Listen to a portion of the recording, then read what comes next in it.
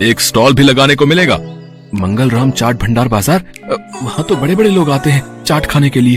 अरे तभी तो कह रहा हूँ, अगर जीत गए तो रोज की अच्छी खासी कमाई होगी और 5 लाख मिलेंगे वो अलग। मंगलराम चाट भंडार कोई ऐसी वैसी जगह नहीं थी, बल्कि शहर का फेमस चाट बाजार था, जहाँ शहर के बड़े बड़े लोग चाट खाने आते थे और कई टूरिस्ट भी वहाँ आते थे।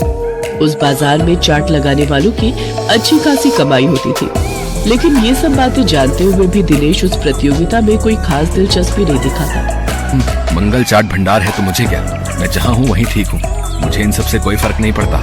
उधर भोला और राजू उस कंपटीशन के बारे में सुनकर आपस में कहते हैं, सुन भोला, इस कंपटीशन को तू जीते या मैं, मुझे कोई फर्क नहीं पड़ता, बस कोई और नहीं जीतना चाहिए। हाँ भाई, बस एक उस दिनेश का ही डर था, लेकिन वो तो हमारी कृपा से फेल हो चुका है, तो अब हम दोनों के अलावा उस कंपटीशन को कोई जीत ही नहीं सकता।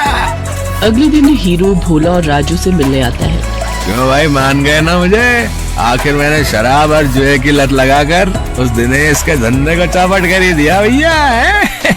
तुम्हारे एक बार कहने से ही तुम्हारे दुश्मन को कैसे ढेर कर दिया मैंने। अगर वो ढेर नहीं होता तो हमारा धंधा आबाद कैसे होता भाई? उसकी पेप्सी पानी पूरी ने तो हम लोगों का धंधा ही चौपट कर दिया था भाई। तभी उनकी ये सारी बातें दिनेश सुन लेता है और अपने किए पर उसको बहुत पछतावा होता है। मैं भी कितना बेवकूफ था जो इन पाखंडियों के झांसे में फंस गया और बर्बाद हो गया, लेकिन अभी भी कुछ नहीं बिगड़ा है। मैं इन सबको मजा चखाऊंगा, मैं इस प्रतियोगिता में हिस्सा जरूर लूंगा।